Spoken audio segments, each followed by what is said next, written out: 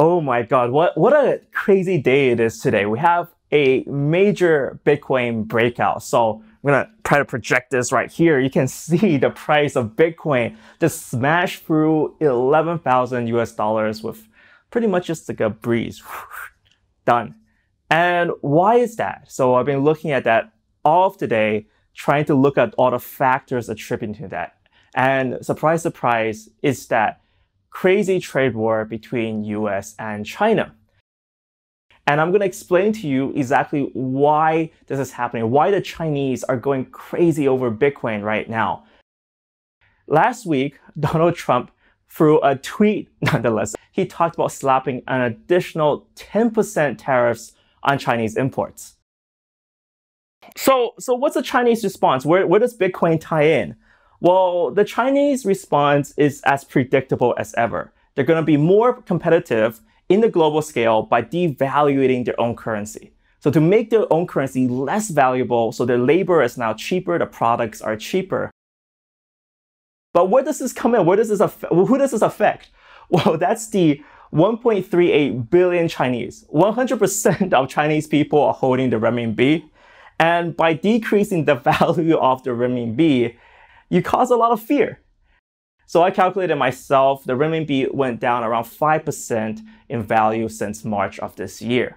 So it doesn't really look like that much, but the citizens know one thing, and that is that the renminbi is going down this direction. Their own currency, what they're holding on to, is going down, and they're looking for other forms of value transfer. Bitcoin is coming in. It's because, one, they need to hold another currency to kind of keep their value. So let's say you have even just 10K, 100K of holdings in renminbi, and you're looking at that value slide away. So the Chinese are going to freak out. They're like, oh, we should perhaps buy another form of value with our savings. Maybe gold, maybe stocks, but stocks are really volatile. Gold can't really be moved. What about Bitcoin? Or what about USDT? Which is the two top currencies right now. So right now, Bitcoin is driven up in value, but also stable coins like the USDT is also being driven up in value, mostly because Chinese don't have direct access to USD. So because of the way China operates, because right now, China is a closed system, they really can't, through their regular banks, buy USD. They choose to buy USDT and also Bitcoin. So really good for Bitcoin adoption. That's what's driving it up. The 1.38 billion Chinese kind of a little bit scared of what's happening, what's going to happen next with the trade war. And not just the Chinese too. In South Korea, a lot of the OTC desks are reporting heightened activity with the trading pairs USD to Chinese renminbi and also USD to the Korean won. Because global trade is so important to everyone here, it really seems like right now, everyone's just looking for another store of value or a transfer of value that can be apart, that can be politically neutral, which is what Bitcoin is. There's no one who controls Bitcoin. No one Donald Trump can call in the middle of the night and issue trade restrictions on Bitcoin payments, right? No one can control Bitcoin. No country can control Bitcoin because it's decentralized. And that's where the power really lies. It's because it's beyond government control, and that's what scares a lot of governments too. So if you're interested in what's happening in China, I made a recent episode looking at what's happening in the Chinese views about the blockchain in China. I'll put a link over here. And also tomorrow, I'm heading over to South Korea. Fingers crossed that does work out because there's a lot of stuff, political stuff happening in Hong Kong, which I'll get in the later part of this episode. So before moving on to the main news, I think it's important to point out that we're 4 minutes. So as of recording right now, we're 4 minutes away from the Litecoin halving. So this is a really important event because for Litecoin, the number of coins mined will halve. That also means, let me just scroll down over here, is that the daily inflation is also going to get cut by half as well. So obviously there was a lot of anticipation for this, and a lot of this is already priced in. So this exact event is going to happen to Bitcoin in 280 days. So a little bit of time away. But we're going to see from the interaction of what's going to happen with Litecoin to predict what's going to happen to Bitcoin and if this is going to have an impact on Bitcoin price. Because once Bitcoin halving happens, what's going to happen is that the daily inflation of Bitcoin That's going to go down from $21 million to $10 million. And that's pretty significant, if you ask me. So we're going to continue this episode with news updates and analysis of the market. And as always, everything covered here is my personal opinion, not financial advice. So let's go back to the Bitcoin chart a little bit. So right now, as of this video, it's at 11,600. So by the time it gets published, who knows, right? This is how volatile it is. And that volatility is good and bad. So we had some discussions. We got Riv Dan on our Telegram channel chatting about how this is not sustainable and there might be problems, especially with that insane growth that we have. But also I do see that push for the Chinese to get onto crypto right now, the crypto bandwagon, to find a stable store of value that can be transferred around the world. There's a lot of value in that, and there's no underestimating how powerful that push is coming out of China.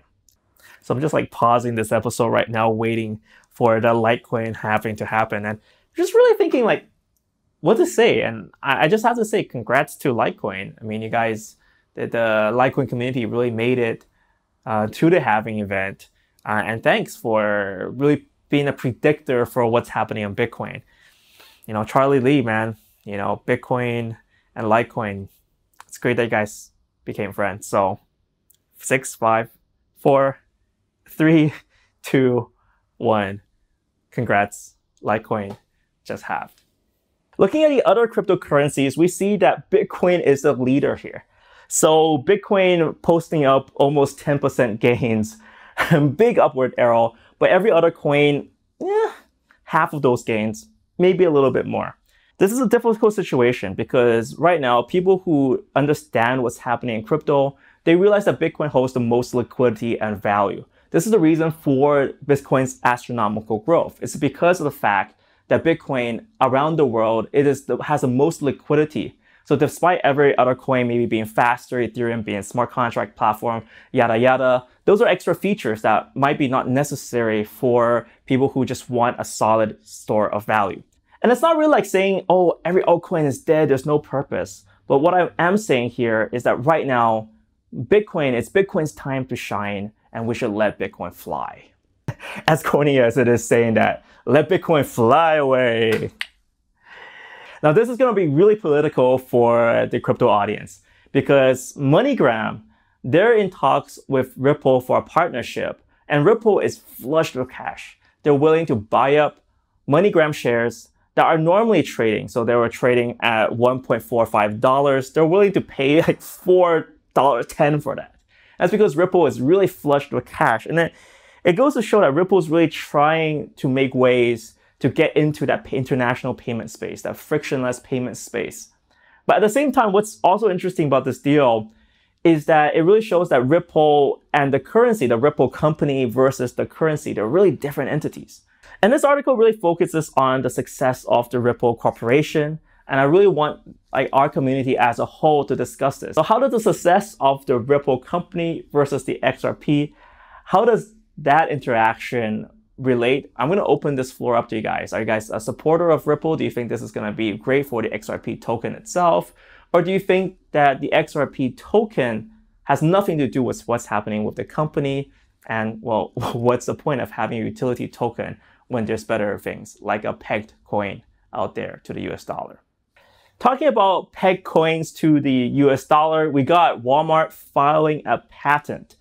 So Walmart made a filing to the US Patent Office, and they made a patent for generating one digital currency by tying the one digital currency to a regular currency, essentially creating a USD-backed stablecoin.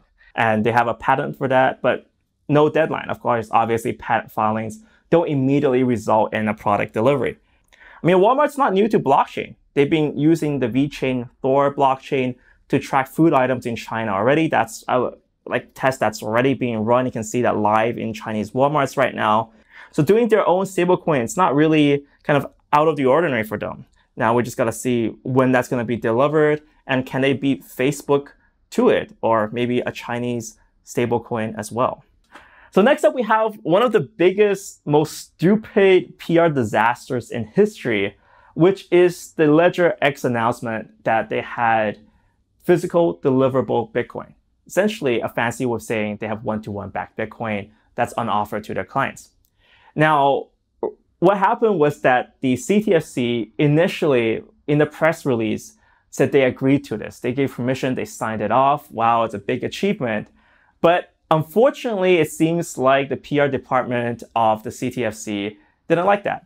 They are like, nope, we didn't approve anything like this.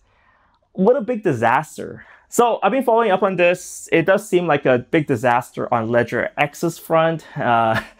They deleted a few tweets, they kind of pulled back a few press releases, and they made a few filings over it. So yikes, you gotta really make sure that regulatory hurdle has been crossed before you actually announce it. That's a sad part. There's so many regulatory hurdles, and unfortunately, the CTFC was not very happy. So next up, we got what's happening in Hong Kong. And this bit's a little bit hard for me to talk about because this is where I live and it immediately affects me. So today is a pretty big protest day. So this is a day of civil disobedience where people take up to the streets and kind of show the government that the people matter. So if you just look at what's happening over here, we have this guy lying down on the floor of the train, stopping the train service. We got this, which is also quite hilarious, kind of therapeutic almost, where these cars just kept driving around in a circle, kind of trying to disrupt the traffic. So it's very much citywide, and I think this is getting covered by press all over the world with different viewpoints. So what I'll talk about is kind of my personal view of what's going on. And all this that's happening in Hong Kong right now is kind of sparked by Hong Kong's need for some basic freedoms. And one of the freedoms is freedom to not get extradited to China. So right now, as of now, Hong Kong has a different political system, one country, two systems, and Hong Kong has a different legal system from China. But there's a new bill that was being proposed that allow people to get directly sent to China, and that obviously is pretty bad. So people really stood up and said, you know what, that's not cool, right? So they took up to the streets and they stood up and said, we don't want this extradition bill. Actually listen to the people of Hong Kong. Like, that's what the government should do. And it really goes to show that people need to stand up. And what is good is that people of Hong Kong are standing up, and that's the important part here. Anyways, guys, I hope you guys enjoy watching this video. I'm heading to Korea tomorrow, hopefully, if the flight doesn't get canceled. And I'll catch you guys up there about what's happening in Korea and then what's happening around the world.